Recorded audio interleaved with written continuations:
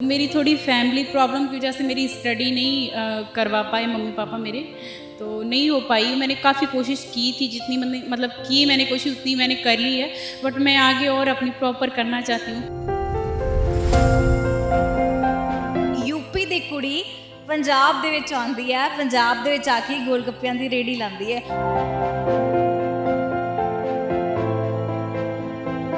अगर मैं काम करूँगी तो उसमें लिए ये होता है कि सुबह से आपने ड्यूटी करनी है, कोई भी काम करने आप जाओगे, कोई भी काम करोगे तो उसलिए ये है कि आपको सुबह से ही जाना पड़ेगा। तो ये है कि मैं इसको शाम को कर सकती हूँ और शाम दिन में अपनी स्टडी।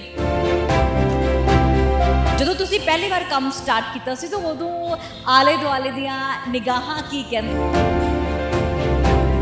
बहुत मुश्किल था मुझे कि मैं किसी से कैसे बात करूँ, क्योंकि मेरा डेंटल में था, मैंने पेशेंट से बात करनी कैसे, थोड़ा अलग था, एकदम से डिफरेंट हो गया, थोड़ा मुश्किल था। बट अब नहीं है मुझे, अब ठीक है। ਘਰਦਿਆਂ ਨੇ ਕਿਹਾ ਨਹੀਂ ਕੁਛ ਕਿ ਹਾਂ ਇਹ ਕੰਮ ਨਹੀਂ ਕਰਨਾ? घरदियां ने तो बहुत मुश्किल सीखा, उन्होंने तो बहुत मना किया कि तुम ये क्यों कर रहे हो।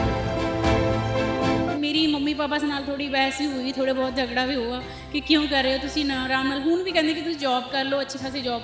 मैं कहा जॉब ही करना है, फिर मैं एवं जॉब ही करती रह जाऊँगी। मैं फिर मैं आगे मेरा फ्यूचर भी तो देखना है मैंने, तो इस करके मैं फिर छोड़ दी जॉब।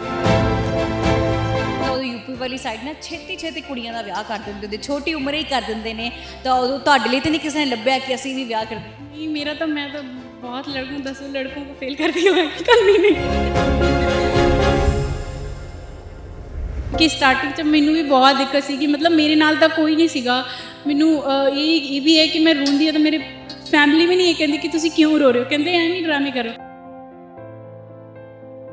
सानू हिम्मत नहीं हारनी चाहिए, जदों स्टार्टिंग च प्रॉब्लम होंदी है होर होंदी है, बट हिम्मत नहीं हारनी चाहिए।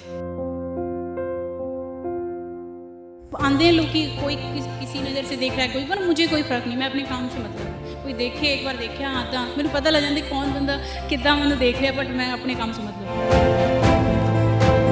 ਆਪਣਾ ਦੇਸ਼ ਛੱਡ ਕੇ ਦੂਜੇ ਪਾਸੇ ਆਉਣਾ ਆਪਣੇ ਸੂਬੇ ਤੋਂ, ਹੈ ਨਾ, ਤਾਂ ਇੱਕ ਤਾਂ ਉਦੋਂ ਮੁਸ਼ਕਿਲ ਆਉਂਦੀ ਹੈ। ਤੁਸੀਂ ਘਰ ਆਪਣਾ ਬਣਾਇਆ ਜਾਂ ਰੈਂਟ ਤੇ ਰਹੇ? नहीं रेंट पे है इतने। हाँ जी रेंट पे है इतने, ਸਭ ਕੁਝ ਰੈਂਟ? हाँ जी शॉप भी पापा दी है वो भी रेंट पे, घर भी रेंट पे है। ਤੁਸੀਂ ਕੀ ਦੇਖਦੇ ਹੋ, ਤੁਹਾਨੂੰ ਕਿਸ ਤਰ੍ਹਾਂ ਦਾ ਮਹਿਸੂਸ ਹੁੰਦਾ ਹੈ? ਮੈਨੂੰ ਤਾਂ ਬਹੁਤ ਖੁਸ਼ੀ ਹੋ ਰਹੀ ਹੈ ਨੂੰ ਕੰਮ ਕਰਦੇ ਨੂੰ, ਬਹੁਤ ਜ਼ਿਆਦਾ ਖੁਸ਼ੀ ਹੋ ਰਹੀ ਹੈ। ਨਾਲੇ ਟਿੱਕੀ ਬਹੁਤ ਸਵਾਦ ਲੱਗ ਰਹੀ ਹੈ ਸਾਡੀ।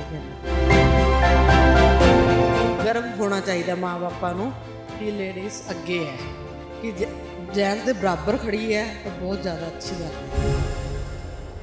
ਸੂਰਜ ਦੀਆਂ ਕਿਰਨਾਂ ਵਰਗੇ ਹੁੰਦੇ ਟਾਵੇਂ ਟਾਵੇਂ, ਤੁਰਦੇ ਉਹ ਸਿਖਰ ਦੁਪਹਿਰੇ, ਤੁਰਦੇ ਨਾ ਉਹ ਸ਼ਾਵੇਂ। ਆਖਰ ਨੂੰ ਗੱਡ ਦਿੰਦੇ ਨੇ ਕਲਰਾਂ ਦੇ ਵਿੱਚ ਫਾਲੇ, ਲਿਖਤਾਂ ਨੂੰ ਉਹ ਧੋ ਦਿੰਦੇ ਨੇ ਮਿਹਨਤਾਂ ਕਰਨ ਵਾਲੇ। ਸਤਿ ਸ਼੍ਰੀ ਅਕਾਲ, ਤੁਸੀਂ ਦੇਖ ਰਹੇ ਹੋ ਪ੍ਰੋ ਪੰਜਾਬ ਟੀਵੀ। ਮੈਂ ਹਾਂ ਮਨਦੀਪ ਕੌਰ ਸੰਧੂ ਤੇ ਇਸ ਵੇਲੇ ਅਸੀਂ ਪਹੁੰਚੇ ਹੋਏ ਹਾਂ ਇੱਕ ਬੜੀ ਸੋਹਣੀ ਮਿਸਾਲ ਦੇ ਨਾਲ। ਇੱਕ ਉਹ ਮਿਸਾਲ, ਇੱਕ ਬੇਟੀ ਜਿਹਦੀ ਤਸਵੀਰ ਅਸੀਂ ਤੁਹਾਨੂੰ ਦਿਖਾਵਾਂਗੇ, ਜੋ ਆਪਣੇ ਪਰਿਵਾਰ ਦਾ ਢਿੱਡ ਭਰਨ ਦੇ ਲਈ ਦੋਨੇ ਭੈਣ ਭਰਾ ਇੱਥੇ ਲਗਾਉਂਦੇ ਨੇ ਗੋਲ ਗੱਪਿਆਂ ਦੀ ਰੇਹੜੀ ਤੇ ਨਾਲ ਵੇਚਦੇ ਨੇ ਟਿੱਕੀ। ਸੋ ਕਿਉਂ ਸਫ਼ਰ ਸ਼ੁਰੂ ਕੀਤਾ? ਔਰ ਇੱਕ ਅਸੀਂ ਆਮ ਤੌਰ ਤੇ ਦੇਖਦੇ ਹਾਂ ਕਿ ਬਹੁਤ ਸਾਰੀਆਂ ਸਾਨੂੰ ਫੂਡ ਵਾਲੀਆਂ ਰੇਹੜੀਆਂ ਮਿਲਣਗੀਆਂ ਜਿੱਥੇ ਅਸੀਂ ਬਹੁਤ ਸਾਰਾ ਫਾਸਟ ਫੂਡ ਖਾ ਸਕਦੇ ਹਾਂ, ਬਹੁਤ ਸਾਰੀਆਂ ਗੋਲ ਗੱਪੇ ਵਾਲੀਆਂ ਜਾਂ ਹੋਰ ਵੀ ਸਾਨੂੰ ਰੇਹੜੀਆਂ ਮਿਲਦੀਆਂ, ਤੇ ਆਮ ਤੌਰ ਤੇ ਕੁੜੀ ਕਦੇ ਸਾਨੂੰ ਗੋਲ ਗੱਪੇ ਵੇਚਦੀ ਹੋਈ ਨਹੀਂ ਦਿਖਾਈ ਦਿੰਦੀ ਹੈ। ਤਾਂ ਇੱਥੇ ਇੱਕ ਬੇਟੀ ਗੋਲ ਗੱਪੇ ਕਿਉਂ ਵੇਚਦੀ ਹੈ? ਸਵਾਗਤ ਕਰਦੇ ਹਾਂ ਪ੍ਰੋ ਪੰਜਾਬ ਟੀਵੀ ਤੇ, ਗੱਲਬਾਤ ਕਰਾਂਗੇ ਉਹਨਾਂ ਦੇ ਨਾਲ। ਸਤਿ ਸ਼੍ਰੀ ਅਕਾਲ ਜੀ, ਸਵਾਗਤ ਹੈ ਜੀ। सत श्रीकाल जी। ਔਰ ਸਭ ਤੋਂ ਪਹਿਲਾਂ ਆ ਸਫ਼ਰ ਕਦੋਂ ਸ਼ੁਰੂ ਹੁੰਦਾ ਹੈ ਗੋਲ ਗੱਪੇ ਵੇਚਣ ਔਰ ਟਿੱਕੀ ਵੇਚਣ ਵਾਲਾ? मैम ये साल हो गए होने वाला है मुझे इधर, 1 साल हो गया इधर। तो सफ़र शुरू बस इसलिए हुआ क्योंकि मैं यूपी से हूँ, बरेली से। तो मेरी थोड़ी फैमिली प्रॉब्लम की वजह से मेरी स्टडी नहीं करवा पाए मम्मी पापा मेरे, तो नहीं हो पाई। मैंने काफ़ी कोशिश की थी, जितनी मैंने की मैंने कोशिश उतनी मैंने कर ली है, बट मैं आगे और अपनी प्रॉपर करना चाहती हूँ कि मैं तो इसलिए क्योंकि मेरी पहले जॉब भी थी, तो जॉब में मैं कोशिश करती थी कि मैं स्टडी करूं, पर जॉब करके फिर टाइम किसको मिलता है, सारा दिन अपने काम करना, बंदा नहीं स्टडी कर पाता। तो फिर इसलिए मैंने ये काम शुरू किया था कि मैं इसको शाम को मैं अपने काम को इसको करूं और दिन में मैं स्टडी कर सकती हूँ। ਅੱਛਾ, ਤੇ ਫਿਰ ਯੂਪੀ ਦੀ ਕੁੜੀ ਪੰਜਾਬ ਦੇ ਵਿੱਚ ਆਉਂਦੀ ਹੈ, ਪੰਜਾਬ ਦੇ ਵਿੱਚ ਆ ਕੇ ਗੋਲ ਗੱਪਿਆਂ ਦੀ ਰੇਹੜੀ ਲਾਉਂਦੀ ਹੈ। ਔਰ ਤੁਸੀਂ ਦੱਸਿਆ ਕਿ ਪਹਿਲਾਂ ਜੌਬ ਕਰਦੇ ਸੀ, ਪਹਿਲਾਂ ਕੀ ਜੌਬ ਕਰਦੇ ਹੁੰਦੇ ਸੀ, ਤਾਂ ਫਿਰ ਉਹ ਜੌਬ ਛੱਡੀ ਕਿਉਂ ਕਿ ਤੁਸੀਂ ਇੱਥੇ ਗੋਲ ਗੱਪੇ ਵੇਚਣੇ ਸ਼ੁਰੂ ਕਰਤੇ? मेरी डेंटल च सीगी जॉब, तो ठीक सीगी, वैसे कोई प्रॉब्लम नहीं सी, ठीक सा था। पर ये था कि मतलब मेरी स्टडी मेरे लिए करने में बहुत मुश्किल हो रहा था। मैं स्टडी, क्योंकि मेरे सुबह से शाम तक हो जाना, स्टडी का टाइम नहीं मिलना, तो मेरे को वो इशू था कि मैं जॉब ही करती रहूँगी तो मेरी स्टडी कंप्लीट नहीं हो पाएगी। तो इसलिए कि ये काम मैं शाम को कर सकती हूँ ताकि मैं स्टडी अपनी कंप्लीट कर लूँ, इसलिए। ਇਹ ਕਿਉਂ ਚੁਣਿਆ ਕਿ ਗੋਲ ਗੱਪੇ ਵੇਚਣੇ ਆ ਜਾਂ ਟਿੱਕੀ ਵੇਚਣੀ? कोई भी अगर मैं काम करूँगी तो उसमें लिए होता है, ये होता है कि सुबह से आपने ड्यूटी करनी है, कोई भी काम करने आप जाओगे, कोई भी काम करोगे, तो इसलिए ये है कि आपको सुबह से ही जाना पड़ेगा। तो ये है कि मैं इसको शाम को कर सकती हूँ और शाम दिन में अपनी स्टडी कर सकती हूँ। ਅੱਛਾ, ਗੋਲ ਗੱਪੇ ਆਪ ਬਣਾਉਂਦੇ ਹੋ ਜਾਂ ਫਿਰ ਤੁਸੀਂ ਬਣੇ ਬਣਾਏ ਲੈਂਦੇ ਹੋ?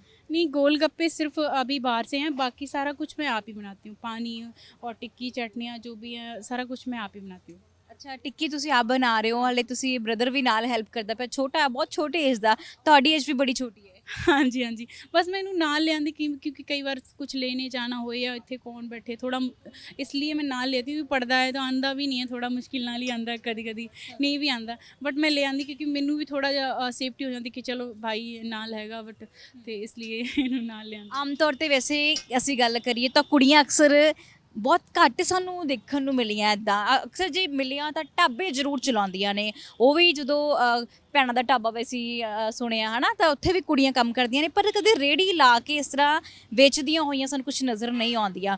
ਜਦੋਂ ਤੁਸੀਂ ਪਹਿਲੀ ਵਾਰ ਕੰਮ ਸਟਾਰਟ ਕੀਤਾ ਸੀ ਤਾਂ ਉਦੋਂ ਆਲੇ ਦੁਆਲੇ ਦੀਆਂ ਨਿਗਾਹਾਂ ਕੀ ਕਹਿੰਦੀਆਂ ਸੀ? ਉਦੋਂ ਕਦੇ ਇਹ ਆਇਆ ਕਿ ਹਾਏ ਪਤਾ ਨਹੀਂ ਮੇਰੇ ਕੋਲ ਕੋਈ ਆਏਗਾ ਜਾਂ नहीं आएगा? नहीं, पहले मतलब मैं बहुत ज़्यादा मुझे अजीब लग रहा था कि मैं कैसे करूँगी। बहुत मुश्किल था मुझे कि मैं किसी से कैसे बात करूँ, क्योंकि मेरा डेंटल में था, मैंने पेशेंट से बात करनी कैसे, थोड़ा अलग था, एकदम से डिफरेंट हो गया, थोड़ा मुश्किल था, बट अब नहीं है मुझे, मतलब अब ठीक है। हाँ जी। ਜਿੱਦਾਂ ਮੈਂ ਕਿਹਾ ਕਿ ਕਈ ਲੋਕ ਸ਼ਰਮ ਕਰ ਲੈਂਦੇ ਨੇ, ਆ ਦੇਖੋ ਗਾਹਕ ਵੀ ਆ ਗਏ ਹੋਏ ਨੇ ਇੱਧਰ, ਖਾਣ ਆਏ ਨੇ, ਇਹ ਟਿੱਕੀ ਆਰਡਰ ਕੀਤੀ ਉਹਨਾਂ ਨੇ, ਤੁਸੀਂ, ਮੈਂ ਚਾਹਾਂਗੀ ਨਾਲ ਨਾਲ ਤੁਸੀਂ ਆਪਣਾ ਕੰਮ ਵੀ ਕਰਿਓ, ਆਪਾਂ ਤੁਹਾਨੂੰ ਡਿਸਟਰਬ ਨਹੀਂ ਕਰਾਂਗੇ, ਹੈ ਨਾ।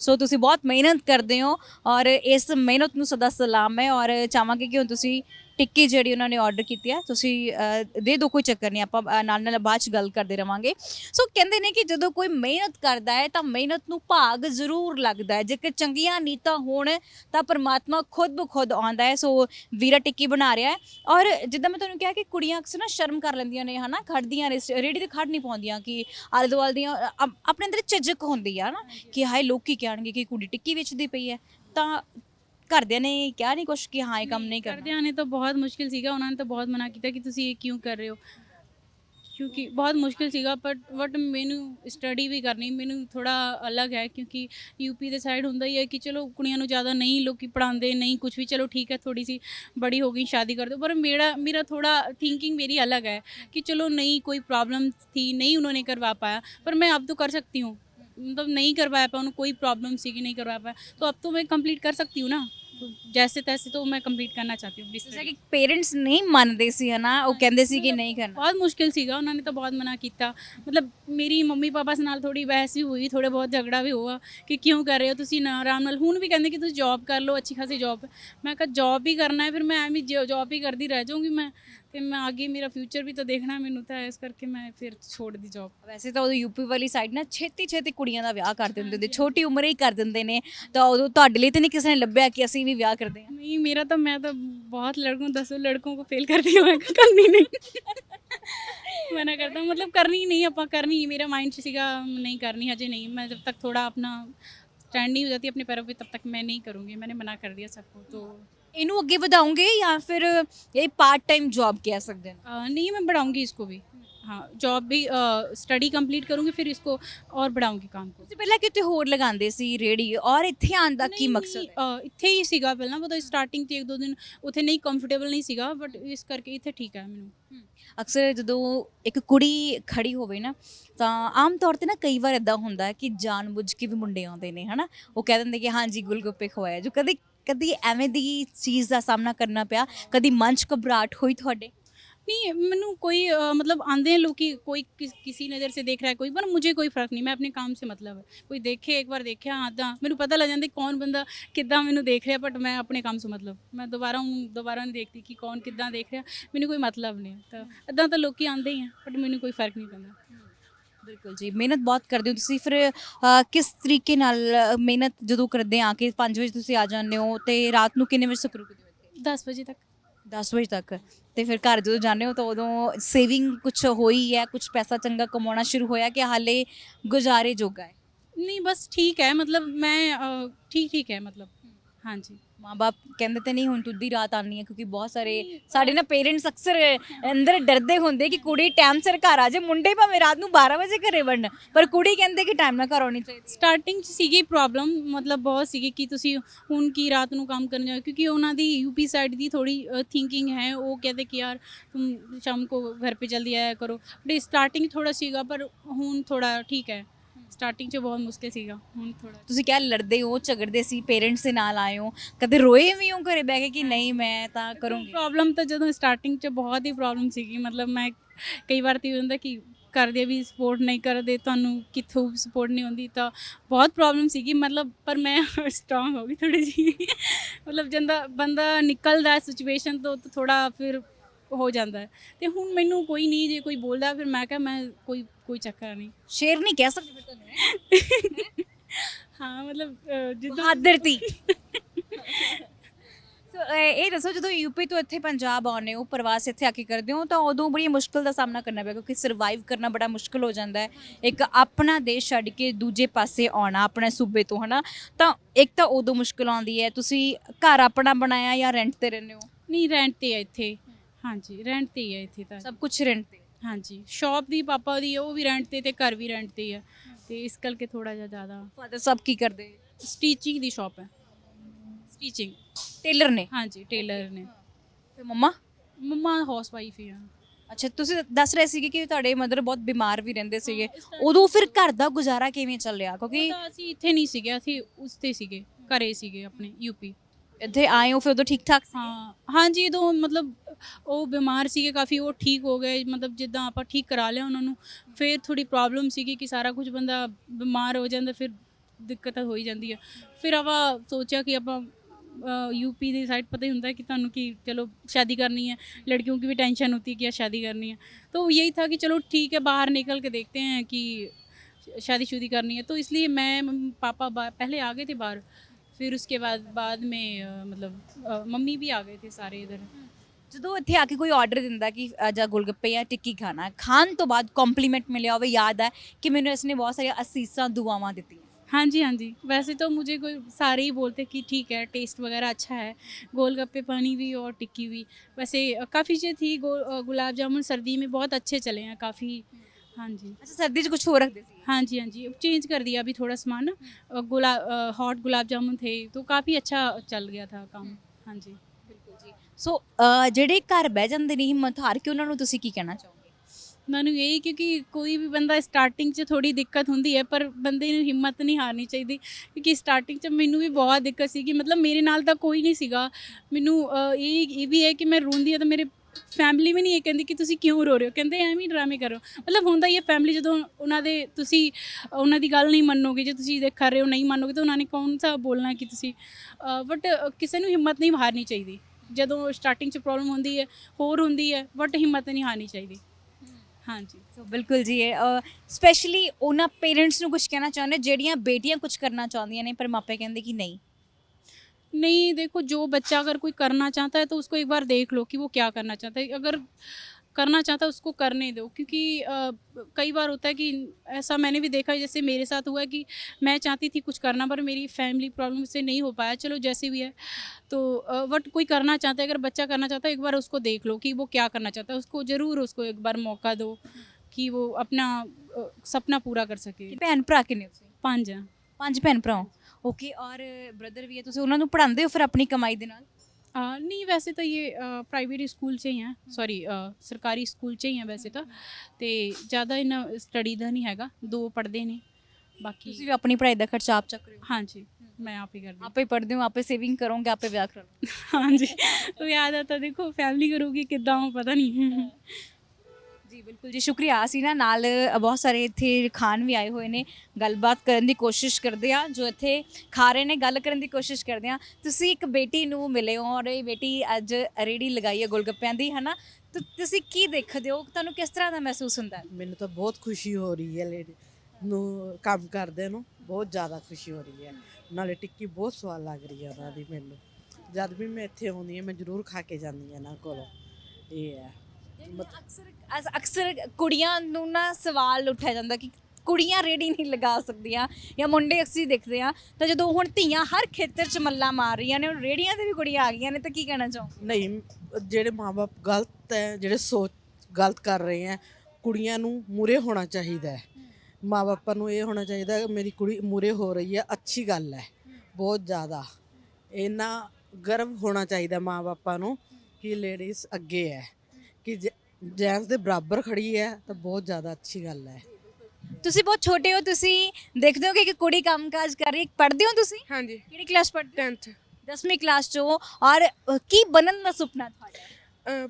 ਆਈਪੀਐਸ ਆਈਪੀਐਸ ਆਫੀਸਰ ਬਣਨਾ ਹੈ। ਔਰ ਜਦੋਂ ਤੁਸੀਂ ਇਦਾਂ ਦੇਖਦੇ ਹੋ ਕਿ ਬੱਚੇ ਬਹੁਤ ਮਿਹਨਤ ਕਰਦੇ, ਤੁਹਾਨੂੰ ਤਾਂ ਮੰਮੀ ਪਾਪਾ ਬਹੁਤ ਸਪੋਰਟ ਕਰਦੇ ਨੇ, ਪਰ ਇੱਧਰ ਦੇਖੋ, ਇੱਧਰ ਗਰੀਬੀ ਦੇ ਵਿੱਚ ਵੀ ਨੇ, ਚੰਗੀ ਤਰ੍ਹਾਂ ਖਰਚਾ ਵੀ ਨਹੀਂ ਪਾ ਰਿਹਾ ਪੜ੍ਹਾਈ ਦਾ, ਔਰ ਇਦਾਂ ਖਰਚਾ ਕੱਢ ਰਹੇ ਨੇ, ਤਾਂ ਇਹਨਾਂ ਨੂੰ ਦੇਖ ਕੇ ਤੁਸੀਂ ਕੀ ਸੋਚਦੇ? ਮਿਹਨਤ ਕਰ ਰਹੇ ਆ, ਵਧੀਆ ਕੰਮ ਕਰ ਰਹੇ ਆ, ਘਰ ਦਾ ਖਰਚਾ ਚਲਾ ਰਹੇ ਆ, ਗਰੀਬ ਆ, ਘਰ ਦੇ ਕੰਮ ਕਰਦੇ ਆ, ਉਹ ਵੀ ਖਰਚਾ ਚਲਾ ਰਹੇ ਆ ਆਪਣਾ।